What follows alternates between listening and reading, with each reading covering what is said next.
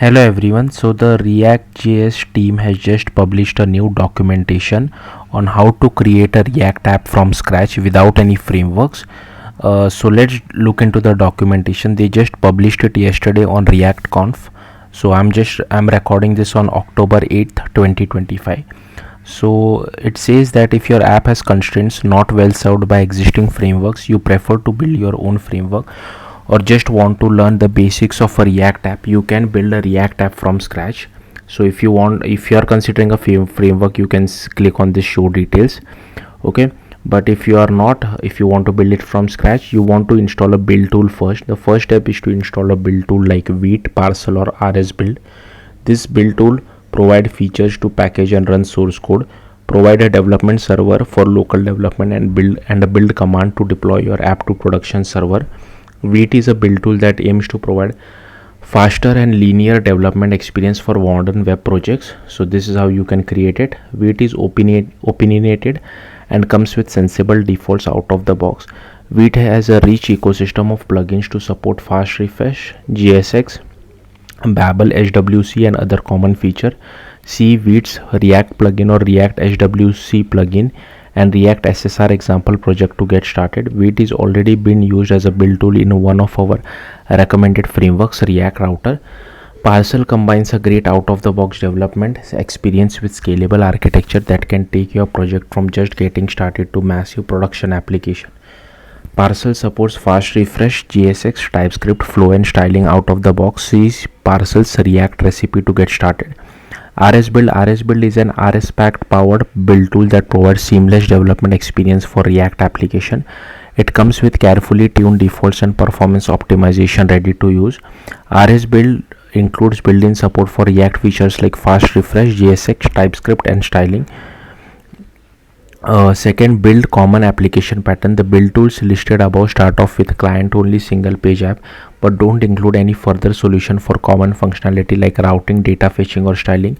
The React ecosystem include many tools for this problem. We have listed a few that are widely used as a starting point, but feel free to choose other tools if those work better for you. Routing determines what contents or pages to display when a user visits a particular URL. You need to set up a router to map URLs to different parts of your app. You will also need to handle nested routes, route parameters, and query parameters. Routers can be configured within your code or defined based on your component folder and file structure. Routers are a core part of modern applications and are usually integrated with data fetching, including prefetching data for a whole page for faster loading, code splitting to minimize client bundle size, and page rendering approaches to decide how each page gets generated.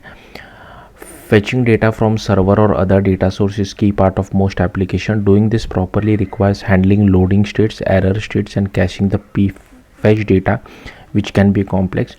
Purpose-built data fetching libraries do the hard work of fetching and caching the data for you, letting you focus on what data your app needs and how to display it.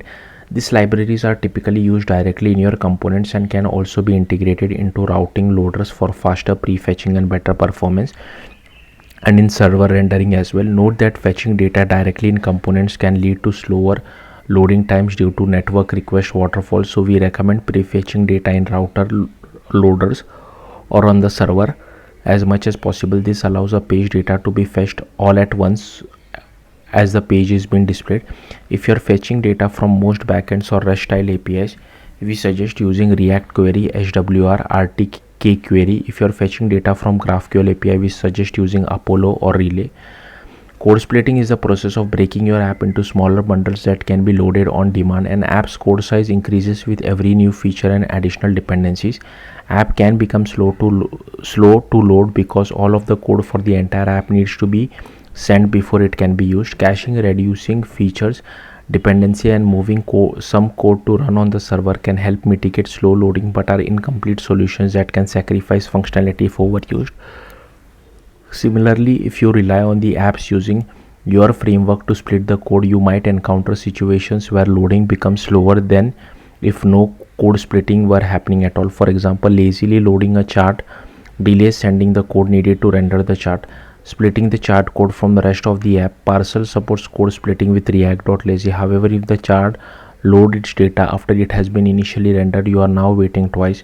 This is waterfall. Rather than fetching the data for the chart and sending the code to render it simultaneously, you must wait for each step to complete one after the other. Splitting code by route when integrated with bundling and data fetching can reduce the initial load time of your app and the time it takes for the largest visible content of the app to render.